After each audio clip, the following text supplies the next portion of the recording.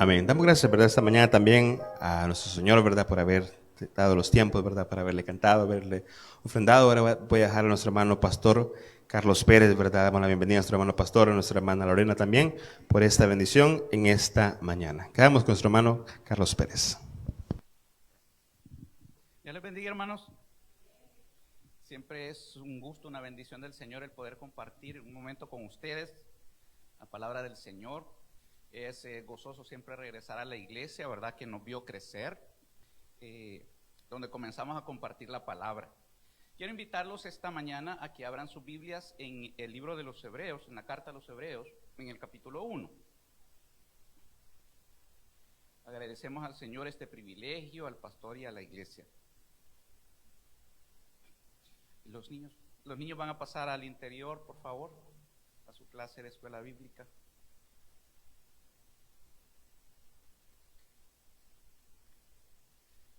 Los felicito, hermanos, porque a pesar de la lluvia se animaron a venir. ¿Verdad? Es siempre agradable dedicarle tiempo al Señor y es siempre una bendición para Él. Estos 3 fines de semana, estos 3 domingos, vamos a tener una pequeña serie. Vamos a estar hablando acerca de la Trinidad. Vamos a hablar en este primer domingo acerca del Hijo, de Dios Hijo. Vamos a hablar el próximo domingo acerca del Espíritu Santo. Y el tercer domingo, que está cercano al Día del Padre, vamos a hablar acerca de Dios Padre. No vamos a hablarlo desde un punto de vista así teológicamente, digamos, profundo, sino que lo vamos a tratar de hablar desde un punto de vista práctico. El enfoque que vamos a tener en esta miniserie es acerca de las funciones actuales que tiene cada uno de los miembros de la Trinidad para con la iglesia, ¿verdad? Así es que por eso también usted escuchó, nuestros hermanos estaban alabando el nombre del Señor esta mañana con himnos acerca de nuestro Señor Jesucristo. Se estaba alabando la obra que Él hace, todo lo que Él hizo y todo lo que va a seguir haciendo por su iglesia. Bien, les decía en la carta a los Hebreos, en el capítulo 1, ¿ya lo encontramos, hermanos? Amén. Dice la palabra del Señor a partir del versículo 1. Vamos a leer del 1 al 3. Dios, habiendo hablado muchas veces y de muchas maneras en otro tiempo a los padres por los profetas, en estos postreros días nos ha hablado por el Hijo, a quien constituyó heredero de todo y por quien asimismo hizo el universo, el cual, siendo el resplandor de su gloria y la imagen misma de su sustancia, y quien sustenta todas las cosas con la palabra de su poder, habiendo efectuado la purificación de nuestros pecados por medio de sí mismo, se sentó a la diestra de la majestad en las alturas. Oremos. Padre, te damos gracias porque nos permites estar en este lugar donde se adora tu nombre. Gracias, Señor, porque nos congregamos a leer tu palabra, a alabarte y aprender de ti. Te rogamos que con tu Espíritu Santo nos hagas entender tu palabra, tu voluntad, todas esas maravillas que tú haces por nosotros en cada uno de los miembros de la Trinidad, por cada uno de los miembros de la iglesia. Bendícenos, Señor, y ayúdanos a tener una mente abierta y un corazón dispuesto a servirte, Señor, a amarte y a ser agradecidos contigo. En el nombre de Jesús oramos. Amén. Pueden sentarse, hermanos. Bien, generalmente nosotros nos enfocamos ya sea en la función histórica de nuestro Señor Jesucristo, lo que Él hizo en su ministerio cuando estaba en la tierra, lo que estudiamos en los evangelios, y otras veces nos enfocamos en la profecía, en qué es lo que nuestro Señor Jesucristo va a hacer por nosotros, por su iglesia y por todo el mundo en su reino milenial. Pero les decía hace un momento, esta mañana queremos referirnos acerca de las funciones específicas que nuestro Señor Jesucristo está realizando ahora mismo por la iglesia, ahora mismo por cada uno de nosotros, por usted y por mí. El Señor definitivamente, aunque está sentado a la diestra del Padre en el trono de gracia, no está inactivo. Él está haciendo algo por su iglesia y lo está haciendo de una manera poderosa y maravillosa que creo que muchos de nosotros podemos y hemos experimentado en diversas ocasiones. El primer pasaje que vamos a leer varios versículos. En este que ya leímos vamos a detenernos al principio, luego vamos a dar un paseíto por otros versículos y vamos a regresar finalmente a la carta a los Hebreos. Pero bien, entremos en materia. Lo primero es que notemos que Dios es Dios el Padre, el que ha hecho un primer cambio.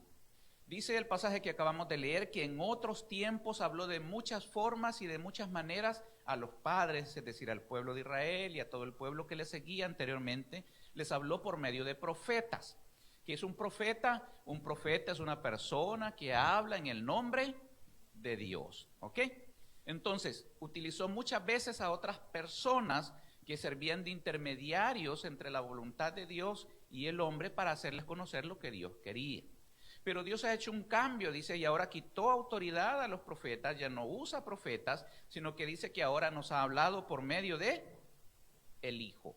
No es que Dios se haya quedado callado, sino que ahora nos habla por medio del Hijo, de nuestro Señor Jesucristo. Y bien, la primera forma en que nos habla a nosotros ahora es por medio de las Sagradas Escrituras. Eso que está escrito acerca de nuestro Señor Jesucristo, acerca de Dios Hijo y acerca de la iglesia, cómo se ha ido desarrollando a lo largo del tiempo, de cómo se ha manifestado nuestro Dios por medio de su Espíritu Santo, Dios Padre mismo y el Hijo mismo para con la iglesia que somos cada uno de nosotros, que formamos parte de nosotros. Ese cambio lo hizo el Señor en cómo se refería a las personas. Nuestro Señor Jesucristo, cuando anduvo en su ministerio terrenal, nos dijo que Él había venido a manifestar al Padre y que Él no venía a hablar de sí mismo, sino que venía a hablar acerca de lo que el Padre le había manifestado para que lo expresara a las personas. Pero ¿cómo ahora puedo yo encontrar esa voluntad de Dios? ¿Cómo puedo yo escuchar la palabra de Dios que me está hablando por medio del Hijo? Ya lo mencionamos, la primera forma es por medio de la lectura de la Biblia. Entonces la pregunta es, si yo quiero escuchar a Jesús hablando a mi corazón, si yo quiero escuchar a Jesús hablando a mi vida, ¿estoy leyendo la palabra de Dios todos los días? ¿O solo leo un versículo? ¿O solo la abro en la Biblia cuando vengo a los días de culto, el miércoles y el domingo? ¿Cuándo estoy yo abriendo las Sagradas Escrituras para leerlas, para nutrirme, para ser fortalecido con ellas? Está bien que vayamos a la Biblia cuando nos encontramos en tribulaciones o en dificultades. Allá, ¿verdad? Jehová es mi pastor, nada me faltará. El que habita al abrigo del Altísimo morará bajo la sombra del Omnipotente. Diré yo a Jehová, castillo mío y fortaleza mía, mi Dios en quien confiaré. Amén, gloria al Señor. Pero no solamente en la tribulación, mi hermano, también cuando estamos alegres, también cuando estamos tranquilos, también cuando estamos descansando. También en este momentito, ¿verdad? Que está así medio nublado, medio lloviendo, que podemos aprovechar de usar los suéteres o una toallita, una colchita, algo, ¿verdad? Y estar ahí en la hamaca o en la silla con un cafecito, ¿verdad? O un cafecito, o un chocolatillo y una semita. Ya nos dio hambre otra vez. Aprovechemos de leer la palabra del Señor. ¿Por qué? Porque allí encontramos el mensaje de Cristo a nuestras vidas y a nuestro corazón.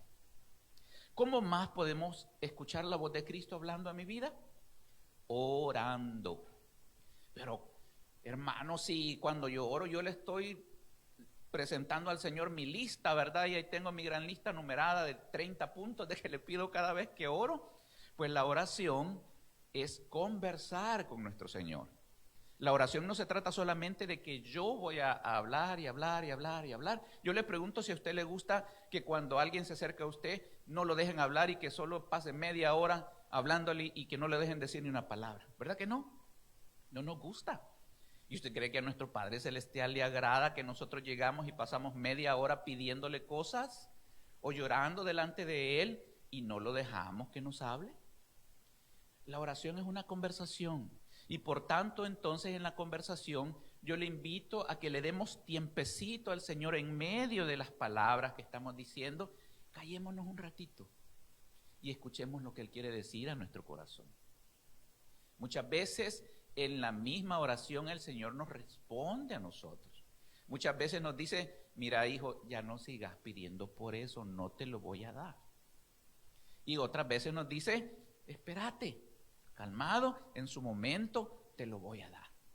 Y otras veces nos dice, mira, vos sos lo suficientemente maduro espiritualmente para soportar eso que te está pasando, así es que deja de llorar y dale. El Señor nos dice muchas cosas por medio de la oración, pero debemos de darle su oportunidad. ¿A quién? Al Hijo. ¿Y cómo nos habla también el Hijo? Bueno, nos habla por medio de los mensajeros que Él también pone a exponer la palabra. solamente quiero pedirle algo y quiero muy encarecidamente decírselo.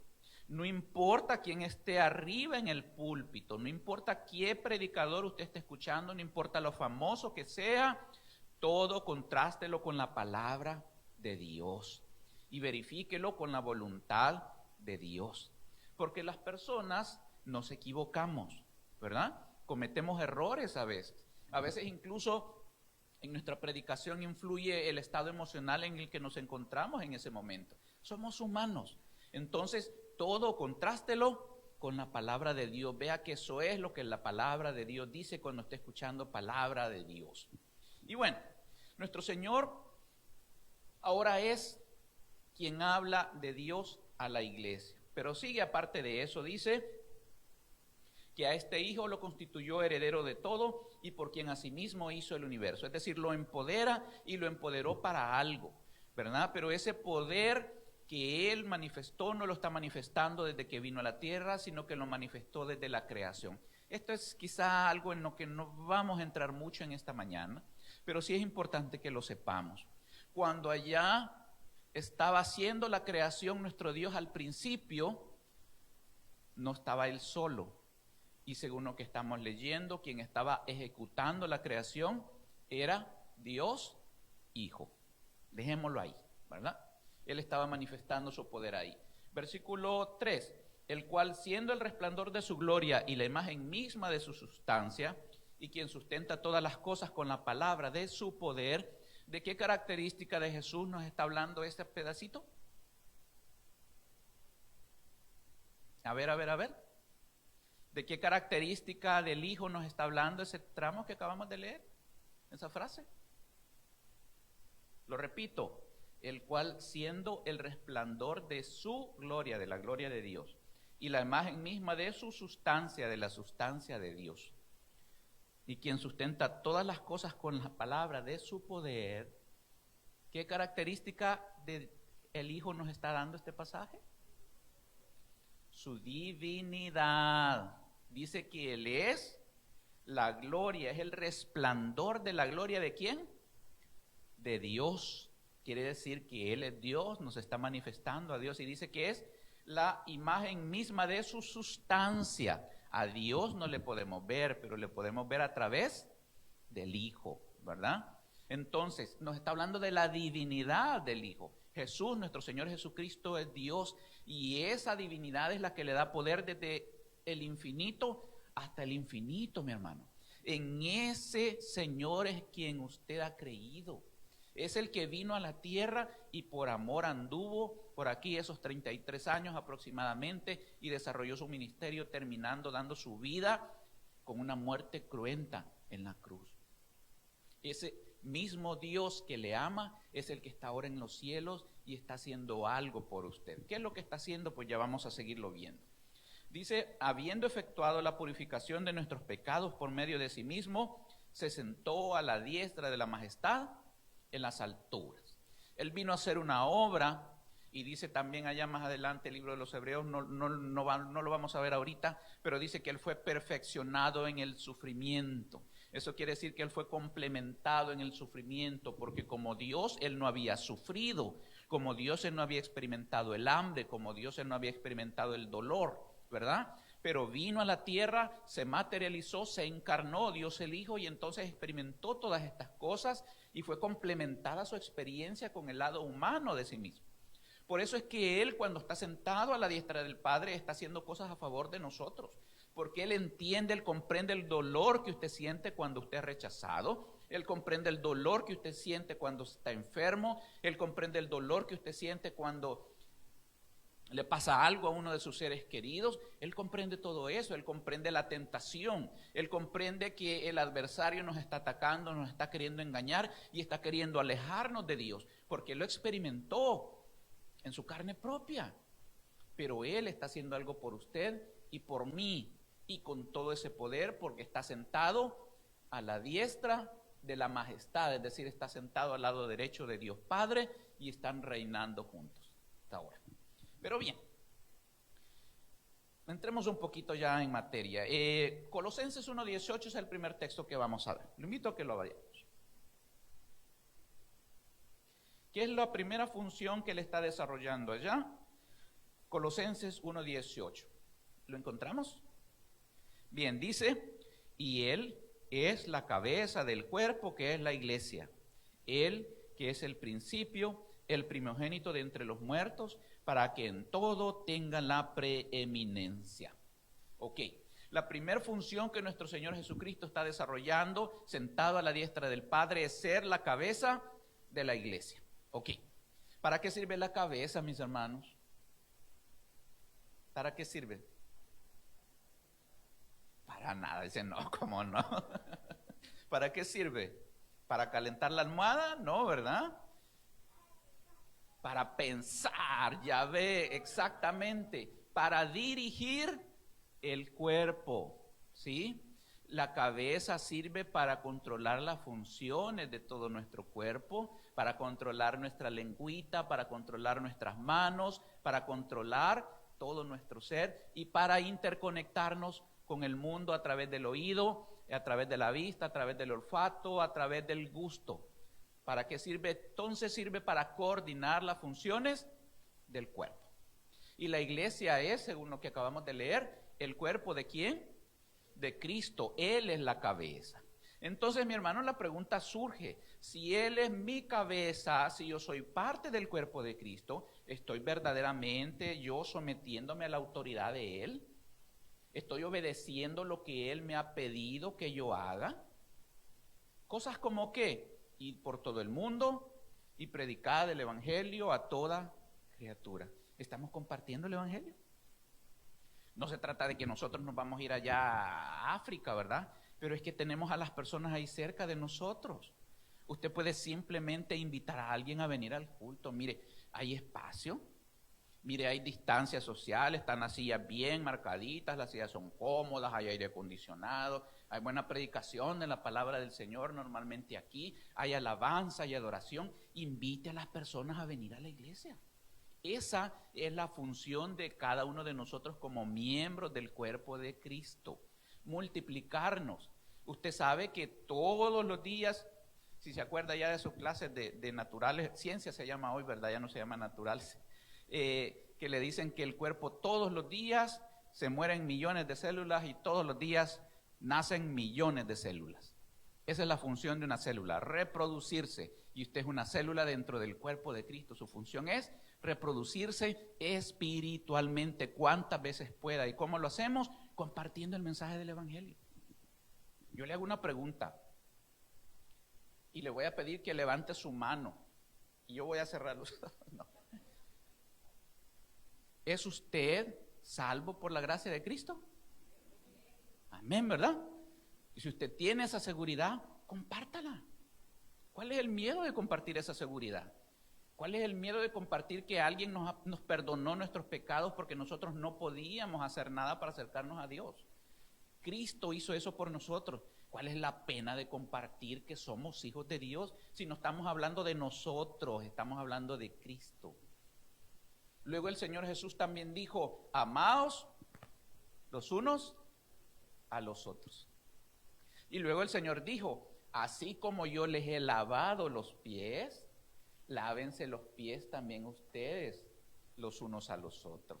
El Señor nos dejó una serie de mandamientos, el Señor nos dejó una serie de instrucciones para que nosotros las ejecutemos. Y de nuevo, Él es la cabeza, nosotros somos la iglesia. Y discúlpeme que vuelva con la pregunta, pero ¿estamos haciéndole caso a la cabeza? ¿O estamos viviendo nuestra vida como nosotros queremos? Es una buena pregunta para que meditemos en ella y para que comencemos no solo a pensar en ello, sino a actuar. Porque la vida se trata de actuar, no solo de pensar. Sí, pensar primero, pero luego actuar. Comenzar a hacer algo por nuestro Señor. ¿Seguimos los pasos de Cristo? Pensemos. ¿Qué más está haciendo por nosotros? Vamos a otro versículo, Efesios 4:8. Efesios 4:8.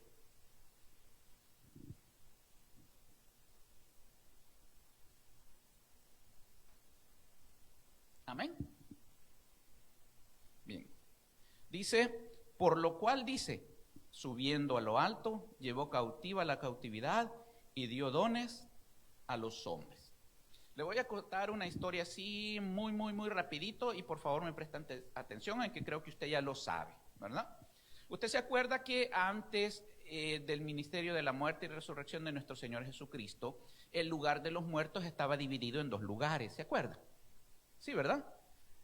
Sí, el seno de Abraham, que es el lugar donde estaban las personas que sí habían puesto su fe en el Señor, y el Hades, ¿sí? O el Seol, es el lugar de los muertos que no habían creído en Cristo. ¿Dónde aprendemos eso? Allá en Lucas, cuando nuestro Señor Jesucristo nos contó la historia del rico y Lázaro, ¿se acuerda? Ahí se habla de los dos lugares. Bueno, pero resulta que cuando nuestro Señor Jesucristo estaba en la cruz, le dice a uno de los ladrones, de cierto te digo que, ¿cuándo? Hoy estarás conmigo en el paraíso. Este es un paréntesis dentro de otro paréntesis. Si alguien le dice que cuando usted se muere se va a dormir, no le crea. Créale a Jesús. Jesús le dijo al ladrón, hoy estarás conmigo en el paraíso. Un hijo de Dios al morir se va a estar ¿con quién? Con Cristo en el paraíso. Y también lo explicó en esa historia del rico y Lázaro. Si usted recuerda, Lázaro fue llevado inmediatamente al consuelo y no dice que estaba dormido. Dice que estaba recibiendo consuelo. Y si yo estoy dormido, no estoy siendo consolado, ¿verdad? Por lo menos yo, no sé usted. Pero bueno, cerremos ese pequeño paréntesis. Entonces, se dice que cuando este pasaje que estamos leyendo es el que habla de la separación, cuando el Señor Jesucristo asciende a los cielos, se lleva el paraíso, es decir, a todos los santos que habían creído antes, los lleva al cielo. Y se cree que este es el versículo que lo sustenta. Hay una serie de versículos que no vamos a estudiar porque no es el tema de este sermón, pero que se refieren a eso.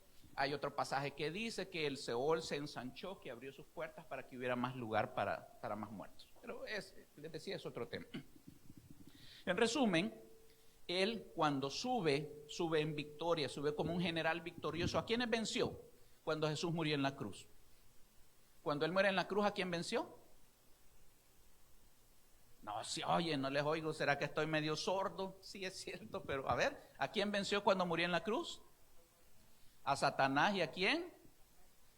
A Satanás y al pecado, al poder del pecado en la carne, porque él derramó su sangre en sacrificio para perdón de nuestros pecados. Pero cuando él resucita, ¿a quién vence?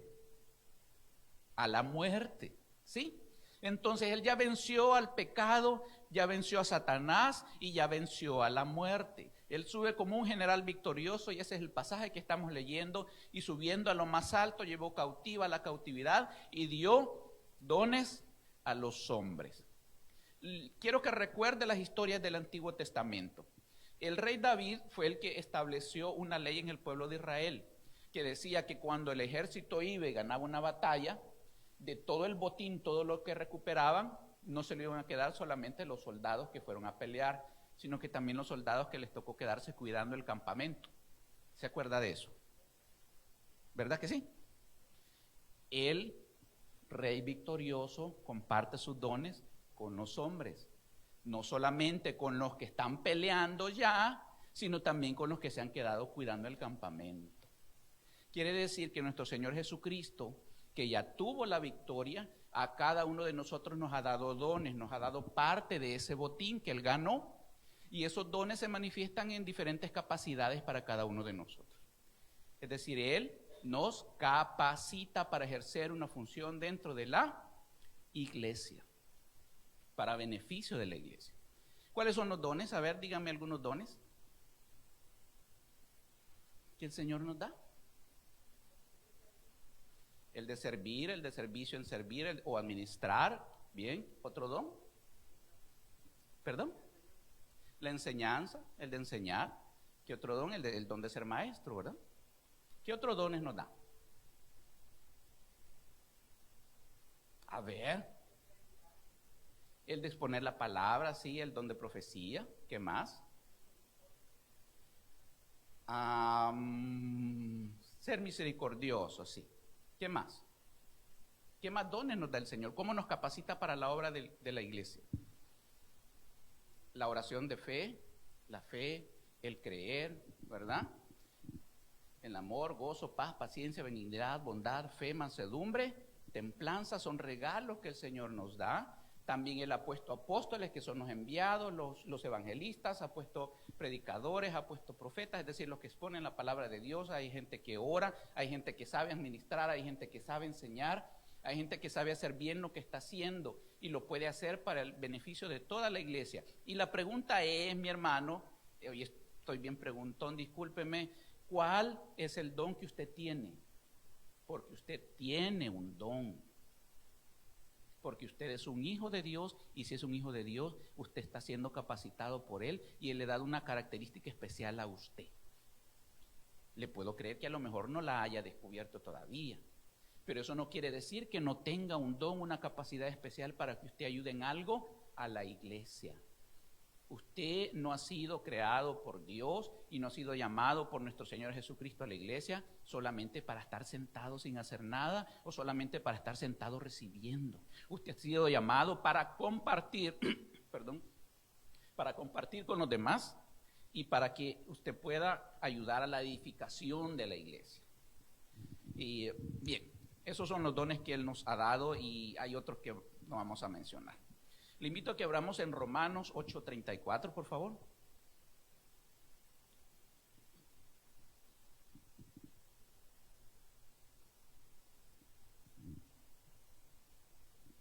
Romanos 8:34. Amén. Dice la palabra del Señor. ¿Quién es el que condenará? Cristo es el que murió, más aún el que también resucitó, el que además está a la diestra de Dios, el que también intercede por nosotros. Vamos a hablar acerca del ministerio de intercesión. Bien, ya vimos algunas cosas que Cristo está haciendo por nosotros, ¿verdad? Primero, Él nos habla por medio del Padre, o lo que el Padre quiere que nosotros sepamos nos lo habla por medio del Hijo, de Jesucristo. Luego también vimos que Él está ejerciendo la función de cabeza de la iglesia. Él es el director, el coordinador de la iglesia.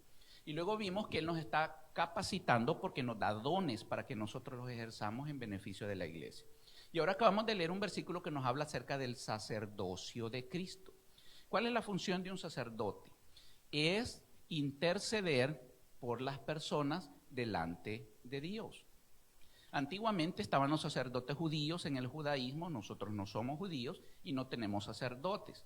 Ahora en nuestra organización de la iglesia el sacerdote es nuestro Señor Jesucristo y tenemos pastores y tenemos a los demás hermanos que están sirviendo. Pero entonces quien está intercediendo primeramente es nuestro Señor Jesucristo y es lo que acabamos de leer. Dice que Él también intercede por nosotros.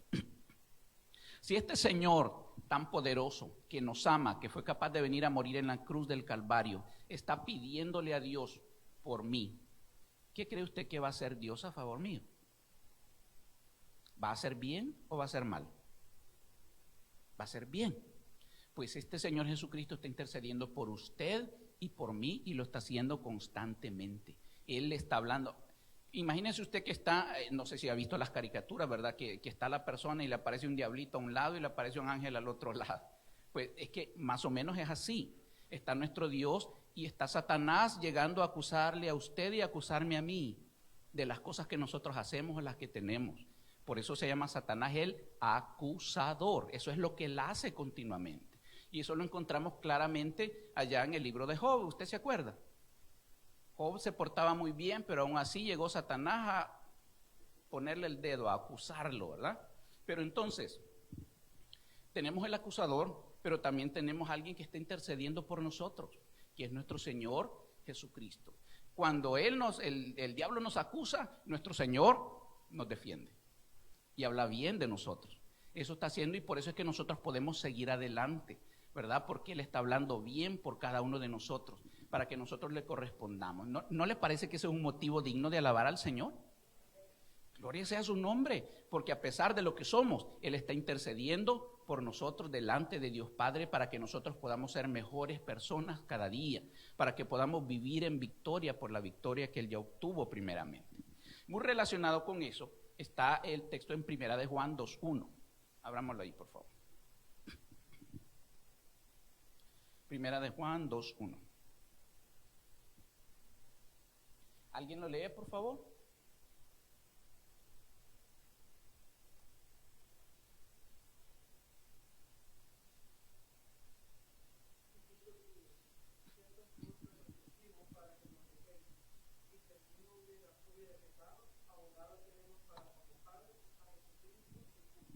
Amén. Entonces, además de que Él está intercediendo, hablando bien por nosotros, nos está defendiendo y está siendo nuestro abogado defensor cuando nosotros pecamos. ¿Peca usted, mi hermano? Todos pecamos, ¿verdad? La diferencia es lo que dice el versículo. Estas cosas os escribo, ¿para qué? ¿Para qué dice ahí? A ver, léalo. Para que no pequéis, pero ¿y entonces cómo es esto? Pues, ¿y entonces por qué necesito perdón si ahí dice que es para que no peque? Y yo les acabo de preguntar y ustedes me dicen que sí, que pecan. ¿Cómo es eso? ¿A qué se refiere entonces? Para que no pequéis, la frase se refiere para que no vivan en pecado. No es lo mismo cometer pecado que vivir en pecado. Como hijos de Dios nosotros ya no vivimos en pecado, sino que como seres humanos pecamos. ¿Entiende la diferencia? No es lo mismo que de vez en cuando yo me enoje, aunque no, igual no es bueno, a que pase enojado todo el tiempo. ¿Verdad? Hay una diferencia en eso. Hay una diferencia en que yo pase pecando todo el tiempo, que yo viva en pecado, a que de vez en cuando yo me deslice y cometa pecados. Hay una gran diferencia. El Hijo de Dios no puede vivir en pecado porque el Espíritu Santo mora dentro de él y le guía y le limpia y le hace sentir mal cuando hay pecado, de modo que lo mueve al arrepentimiento. Y esa es la condición del texto que acabamos de leer. Dice, estas cosas os escribo para que no pequéis, pero si alguno hubiere pecado, si alguno cometió pecado, se equivocó y pecó, tenemos un abogado para con el Padre, a Jesucristo el justo. Solo que hay una condición. ¿Cree usted que el Señor perdona todos los pecados así por así? ¿O hay algo que nosotros tenemos que hacer? Amén. Esa es la clave y esa es la condición. Si confesamos nuestros pecados, Él es fiel y justo para perdonarnos y limpiarnos de toda maldad. Primera de Juan 1:9, un versículo ahí cerquita, ¿verdad? Entonces, mientras no confesemos nuestros pecados, vamos a seguir sufriendo. ¿Se acuerda lo que decía el rey David? Mientras callé, se secaban mis huesos en mi gemir todo el día. Mientras no nos arrepintamos, mientras no confesemos nuestros pecados, vamos a sufrir las consecuencias de estos pecados en nuestra vida. Por eso es que el Hijo de Dios, confiando en que Jesucristo, su abogado, debe ir delante de él y pedirle perdón por sus pecados todos los días y por cada pecado y arrepentirnos de eso. ¿Y qué es arrepentirme? Arrepentirme es cambiar de dirección, ¿sí? Simplemente es cambiar de dirección. Si yo estaba haciendo algo, dejar de hacerlo. Si yo sé que está fuera de la voluntad de Dios. Entonces esa es la condición y esa es la función que Él está haciendo.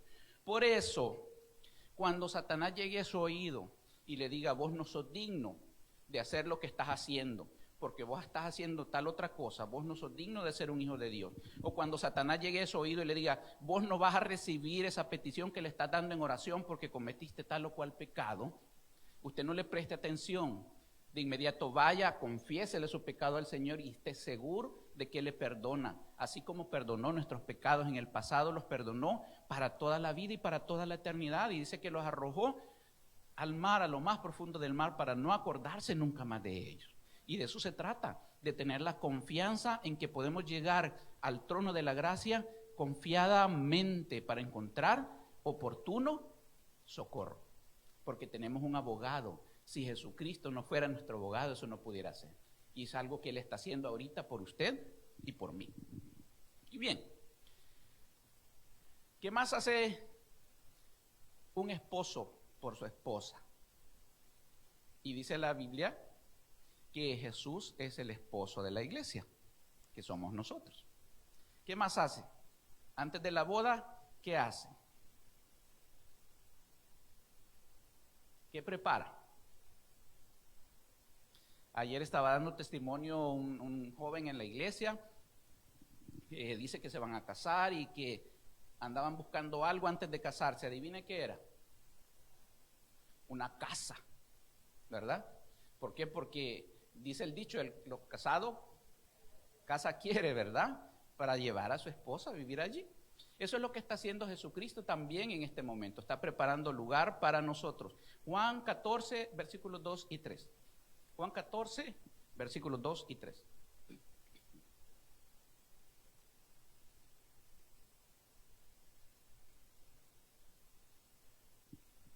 Amén. Bien, dice, en la casa de mi Padre muchas moradas hay. Si así no fuera, yo os lo hubiera dicho. Voy pues a preparar lugar para vosotros, y si me fuere y os preparare el lugar, vendré otra vez y os tomaré a mí mismo. En la casa de mi Padre muchas moradas hay, pero no me gustan como están. Voy a preparar una para ustedes porque se merecen algo más. Eso está diciendo. ¿Y por qué la iglesia se merece algo más? Porque es la esposa del Cordero, porque ha sido lavada con la sangre preciosa de Cristo y porque ha sido purificada y le van a ser dadas vestiduras blancas cuando se pueda desprender del cuerpo de pecado. El Señor, mi hermano, está preparando un lugar para usted y para mí en el cielo junto al Padre. No es una esperanza, mi hermano. Todo sufrimiento que usted tiene, esa enfermedad que tenemos hoy, ese dolor que estamos pasando, es temporal. Todo lo que tenemos aquí es temporal. Vamos a estar en la eternidad con Cristo. ¿No es eso una visión gloriosa del futuro, mi hermano? Allá vamos a estar con nuestros seres queridos que murieron en Cristo y vamos a estar toda la eternidad con ellos. Allá vamos a gozar de su presencia y dice la Biblia que allá no hay llanto, ni dolor, ni enfermedad. ¿Por qué? Porque Él está allí para dar consuelo y para dar paz y para llenar el corazón de cada uno de los que estemos allí. Y eso es lo que está haciendo Cristo, preparando un lugar para usted y para mí. Debemos de tener esa fe, esa esperanza, esa confianza de que todo lo que nos pase aquí se va a terminar y que vamos a una vida mejor. No para estar engañado, mi hermano. No es que le esté dando carreta, como dicen, ¿verdad? Ni es que le esté dando cuerda, ni nada por el estilo. Es que simplemente es una promesa que Él ha hecho y es una realidad que todos vamos a vivir. Entonces, ¿por qué concentrarnos en un dolor temporal si podemos concentrarnos en el gozo eterno que vamos a vivir delante de nuestro Dios, estando en la presencia de Él, en esas casas, mansiones preparadas por nuestro Señor Jesucristo? Nuestro Señor Jesucristo está activo, ¿verdad? Él está sentado en el trono, está rigiendo, está sentado en el trono, es la cabeza de la iglesia. Él está sentado en el trono, nos está dando dones o capacidades especiales para que ayudemos a crecer a la iglesia. Él está sentado en el trono, pero está intercediendo por nosotros, le está hablando al oído al Padre, le está hablando bien de usted y de mí. Él está sentado en el trono, pero está también siendo nuestro abogado para que el Señor perdone nuestros pecados, ¿verdad? Para rechazar las acusaciones del adversario. Él está sentado en el trono, pero también está ahí preparando lugar para nosotros. Y Él está sentado en el trono, pero también está haciendo algo, está esperando la manifestación de su reino. Volvamos a la carta a los Hebreos, en el capítulo 10.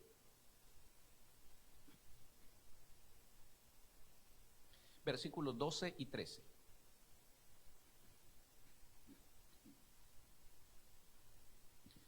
Pero Cristo, habiendo ofrecido una vez para siempre un solo sacrificio por los pecados, se ha sentado a la diestra de Dios. De ahí en adelante, esperando hasta que sus enemigos sean puestos por estrado de sus pies. Él está esperando la victoria final.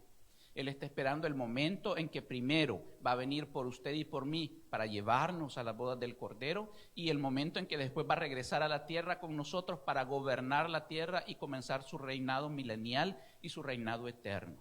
Él está esperando a que sean vencidos definitivamente el pecado, la muerte, Satanás y sus ángeles, y que podamos ser liberados definitivamente de la influencia y de la condenación de la carne, del pecado, y liberados de la muerte. Él está esperando. Y mi hermano, ¿cree usted que Dios espera en balde? ¿Verdad que no?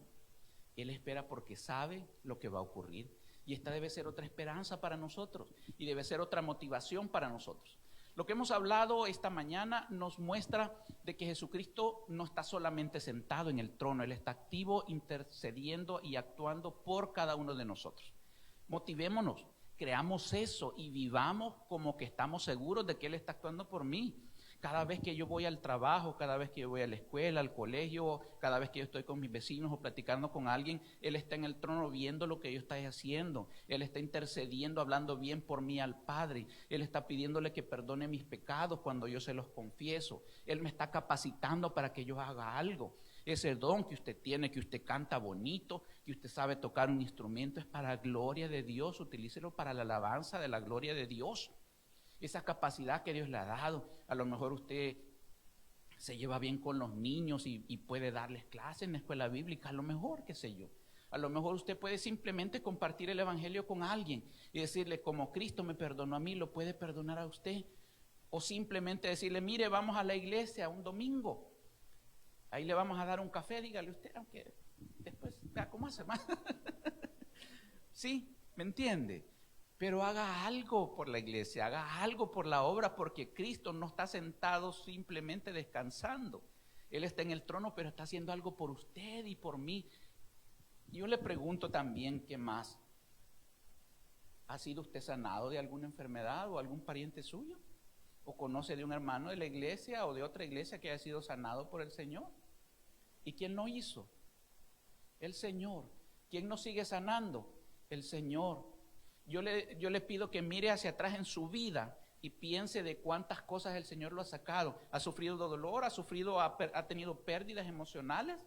Yo estoy casi seguro que sí, que todas las hemos tenido. ¿Y quién nos ha sacado de ese hoyo de la angustia y de la ansiedad? El Señor Jesús.